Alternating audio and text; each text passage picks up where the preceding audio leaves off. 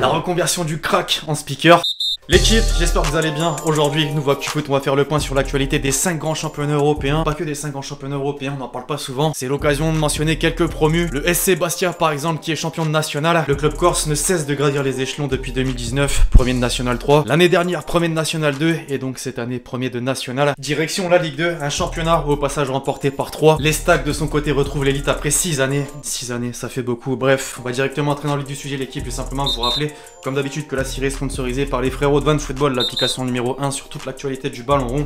Application gratuite donc, est dispo en description. Pensez aussi, ça prend 2 secondes les amis, à lâcher votre meilleur pouce bleu pour le soutien, le référencement. T'as capté, on est ensemble. La même recette. Je remercie vraiment tous ceux qui le feront.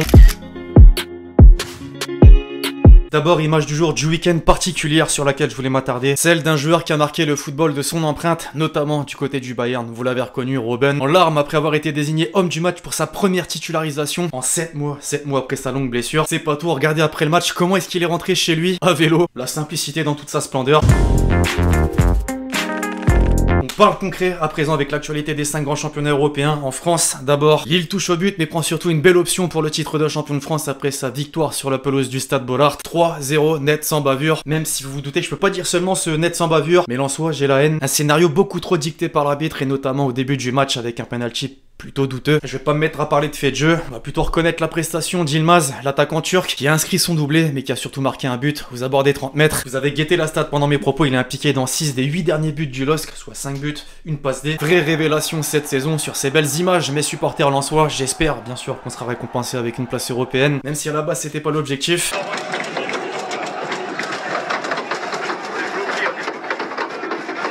Sacrée ambiance, franchement rien à dire maintenant. Coude à coude avec Marseille et Rennes. Le club breton qui a justement fait perdre le Nord à Paris. Le jeu de mots du journal L'équipe. 90 minutes encore très tendu pour les Parisiens. Notamment Presco qui a pris le rouge et qui risque au passage 3 matchs de suspension après cette insulte. On peut vraiment appeler ça une insulte. C'est abusé la LFP. Un petit coup d'œil à l'équipe type de la 36e journée. 2 Lillois forcément, dont Yilmaz. 3 Rennais après avoir tenu en échec le PSG. Enfin, je voulais surtout mentionner la performance de Green, le jeune gardien de Saint-Étienne. Merci pour le travail et la victoire face à Marseille. Les Marseillais, j'ai rien contre vous. Mais on est simplement à égalité de points à 2 journées de la fin. Le classement, justement, dans le haut de tableau, le LOSC a désormais besoin de 4 points pour être sacré champion de France. Il y a aussi une belle bataille entre Lyon et Monaco pour la 3e place. Si vous devriez faire le top 6 final, ce serait lequel? Dites-moi un peu dans les commentaires. En attendant l'équipe, aujourd'hui même, les nominés pour les trophées UNFP sont tombés. Chaque année, je vous les balance, on respecte la tradition. Les meilleurs gardiens, les meilleurs espoirs, les meilleurs joueurs. Yilmaz, tiens. Les meilleurs entraîneurs, petit clin d'œil à Mélençois, Franck Hez. Enfin, les meilleurs joueurs français à l'étranger. Kanté, Kabenouévé, dur de flancher. On parle de Benzema, ça tombe bien, direction l'Espagne où la Liga tient encore toutes ses promesses. Ce week-end, les 4 premiers du championnat s'affrontaient. Pourtant, au classement, rien n'a vraiment bougé. En premier lieu, le Barça se déplaçait sur la pelouse de l'Atlético. Messi retrouvait son ancien coéquipier, Ami Suarez. Les deux n'ont pas réussi à se départager, score final 0 partout. Les quotidiens espagnols voyaient forcément là comme une opportunité pour le Real de prendre les devants. En Catalogne, Sport voyait même la Liga s'échapper pour les Blaugrana. Mais ça, c'est avant de voir le Real et Séville à leur tour se tenir en échec. Madrid perd la main pour As. Marca estime carrément que c'était le match déterminant pour la Liga cette saison. On fait le bilan après les 3 dernières journées, les colchoneros sont bien évidemment encore maîtres de leur destin. En Angleterre, désormais, Manchester City est vraisemblablement champion, mais pas encore officiellement, et ce, certainement à cause d'un certain Agüero qui a occupé de nombreuses unes de journaux anglais ce week-end. Agüerno, le Kun a jugé bon de tenter une panenka sur le penalty du 2-0 juste avant la mi-temps. Résultat, gros karma, Chelsea l'emporte 2-1. Sur le même degré d'insolence, l'Express titre carrément dans le jeu de mots City still can't touch. Tourelle, t'as capté, title. City ne peut pas encore toucher au titre, à noter au passage que l'entraîneur allemand a quand même battu City 2 fois cette saison, le Real, Liverpool, Tottenham, l'Atlético, bref, vraiment de grosses équipes. L'autre Manchester de son côté est allé chercher les 3 points sur la pelouse d'Aston Villa, mais un fait de jeu a retenu l'attention. Ce tacle pris par Maguire, sorti sur blessure, l'anglais inquiète et sa participation pour l'Euro est remise en cause. Va falloir attendre les prochains examens. En attendant, au classement de Première Ligue, tout va bien pour les deux Manchester qui devraient finir sur ces mêmes positions. Chelsea conforte sa place dans le top 4. Leicester s'est justement fait surprendre par Newcastle et peut encore se faire doubler, mais les clubs à suivre avec attention sont évidemment West Ham, Liverpool et Tottenham. Les 3 vont se battre pour la place européenne et ça peut être cauchemardesque, notamment pour les Reds. En Italie aussi, ça devient très critique pour la Juve. Ce week-end, l'équipe de Pirlo a pris le 1 et 2 et 3-0 à domicile par un AC Milan merveilleux, pour reprendre le titre de la Gazzetta dello Sport. L'entraîneur italien qui est plus que jamais pointé du doigt. Le terme d'adieu est déjà utilisé dans les colonnes de Tutto Sport. Aux dernières nouvelles, les dirigeants vont laisser terminer la saison, mais visiblement ensuite, ça sent le départ et c'est simplement normal. Au classement de la Serie A, la Juve pointe désormais à la 5e place. Imaginez juste Ronaldo en Ligue Europa.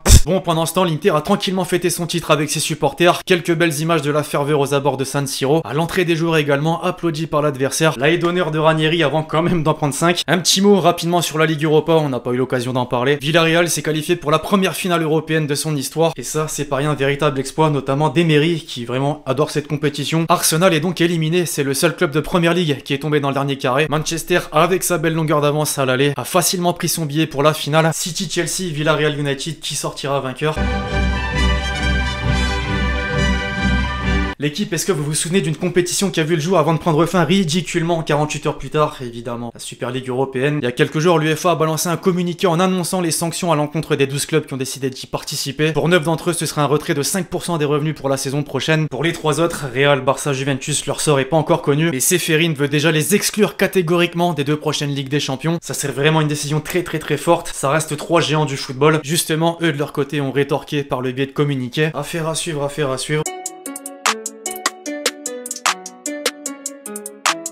On switch sur les quelques déclats marquantes de ces derniers jours. D'abord, au sujet de Neymar, il a prolongé dernièrement, et pourtant, il a encore beaucoup d'ennemis, notamment Dimeco, qui n'a pas mâché ses mots à son sujet quand Neymar n'était pas là. Il y en a un qui a assumé, c'est Mbappé. Il a envoyé Paris en quart de finale et en demi-finale de Ligue des Champions. Mbappé, lui, il a assumé. C'est pas tout, cette fois-ci de la bouche d'un autre Brésilien, qui a joué avec le Ney en plus, Juan Fran. Quand je suis allé au Brésil, je voulais en savoir un peu plus sur Neymar, en dehors du terrain. Ils m'ont très bien parlé de lui, que c'est un bon gamin sans problème, mais sur le terrain, il était insupportable. Ah, du monde sur ses côtes, et quand c'est pas sur lui, c'est sur le PSG directement. Guirassy après Rennes PSG, j'ai tout fait pour aider mon équipe ce soir. Après, si je peux aider les Lillois en les rapprochant du titre, avec plaisir. Le club le plus détesté de France, mais le meilleur, c'est vrai actuellement. Après les critiques, un compliment quand même, cette fois-ci de Carlo Ancelotti à propos de Ronaldo. Cristiano est fini, il a marqué combien de buts cette année? 27 en championnat, alors oui, il est fini. En rigolant, c'est vrai, respectez son nom. Après, s'il y a Ligue Europa la saison prochaine, aïe. En Serie A, justement, Lukaku, lui, pour qui ça va bien avec l'Inter, le Belge vient de remporter le Scudetto. Il en a rajouté sur le Z, Ibra, évidemment, sur l'homme. Jusqu'à Manchester, on avait une bonne relation. On a besoin de joueurs de ce niveau en Serie A. Il veut gagner pour lui-même, moi pour l'Inter. Je crois c'est acté, on les verra plus ensemble. Toujours au rayon des attaquants, mais à Chelsea cette fois-ci avec Werner, qui a enfin montré son importance en Ligue des Champions. Il a répondu à la fin de Thiago Silva, qui l'avait un petit peu clashé pour son manque de réalisme devant le but. Voilà ce que l'Allemand a répondu. La première vidéo a rapidement été enlevée des réseaux sociaux. Je comprends que ça puisse arriver lorsque les émotions sont vives. C'est mieux si nos femmes à la maison sont contentes. En vrai, je suis sûr, il voulait tellement l'insulter. Enfin, dernière pour la route de Xavi. La légende, je suis effectivement sur le point de renouveler mon contrat avec Al Sadd. Mon départ de l'équipe n'est qu'une rumeur et je suis très heureux de travailler avec ces joueurs et ce club. Le Barça, c'est donc pas pour tout de suite. Votre question, j'ai sélectionné dans les commentaires du dernier Actu Foot. Que penses-tu de Flo Thauvin au Tigre? Choix très surprenant, on est tous d'accord sur ce point. Maintenant, le contrat était irrefusable, on va pas se mentir, 5 millions d'euros annuels net. Il va retrouver en plus son ami Dédé Gignac. Et au Mexique, le football, c'est un vrai truc, il y a une vraie ferveur, un amour pour ce sport. Voilà, je suis assez mitigé. De son côté, il va falloir qu'il prouve son salaire et pas qu'il se ramène, voilà, simplement pour être au soleil, à la plage, tu connais. Second poteau, Pavard.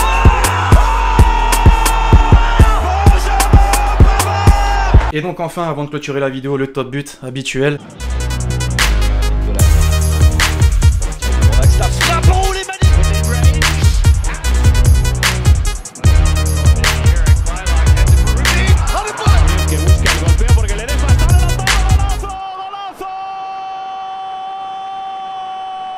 Bref, voilà l'équipe, c'est tout pour l'actu foot du jour. J'espère que vous l'avez kiffé, je compte sur vous. Si c'est le cas, pour lâcher votre meilleur pouce bleu pour le soutien et le référencement, t'as capté. Pensez à lâcher votre commentaire et votre question pour le prochain épisode. Puis d'ici là, on se retrouve très vite sur la chaîne pour de nouvelles vidéos. C'était Lextier, ciao ciao.